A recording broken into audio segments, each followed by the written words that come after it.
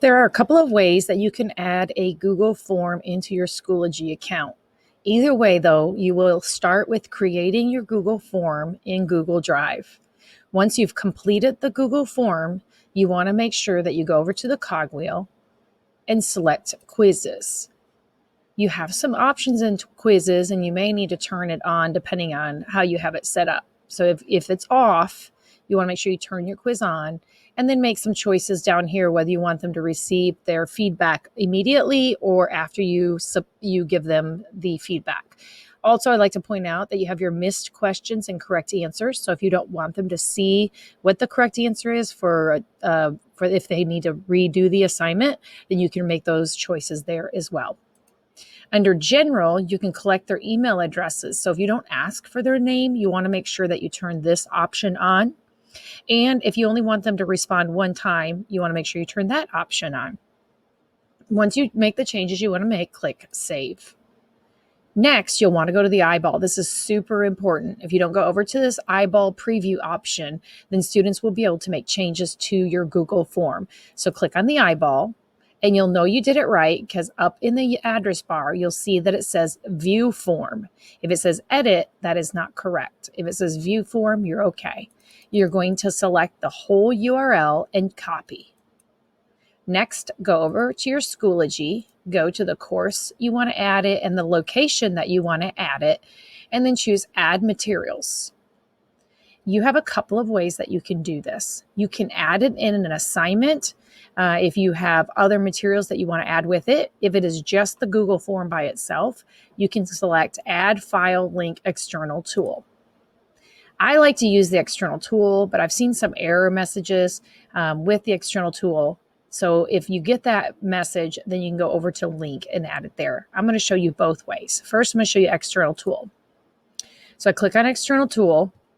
I paste it where the URL address bar is, and then I give it a title. You can name it whatever you want, and sometimes it's best to, clearly state that it's a test and they need to click on the link. Click Submit, and that will set up your assignment. If you do not want your students to see this test immediately, you'll want to unpublish it so it's hidden from their view. But if you want them to see it, when they click on it, you'll see that it embeds the Schoology assignment or assessment right inside your Schoology. I have seen an error message where it gets a gray screen. So if you get that gray screen, another way that you can post is by going back to Schoology, add materials, add file link. So those steps were all the same. The only thing we're changing now is this link option right here. I'm going to paste that URL.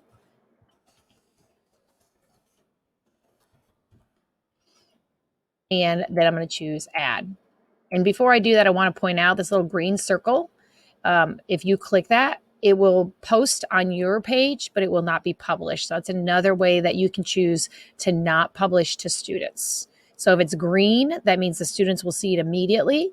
If it's white, students will not see it until you go back in and publish it. So I'm going to click add. And now I have the open test link from here. And then that's what it looks like for the students as well. All right, so I'm going to log in as a student so you can see what that looks like. And I am on my teacher filter for the internet, so it will work. Keep in mind the filters for students are slightly different, and so you'll want to make sure you test this from a student filter. Okay, here is an open test link. And that's how the students will see it. The other one I did not publish, so that's why it's hidden from view right here.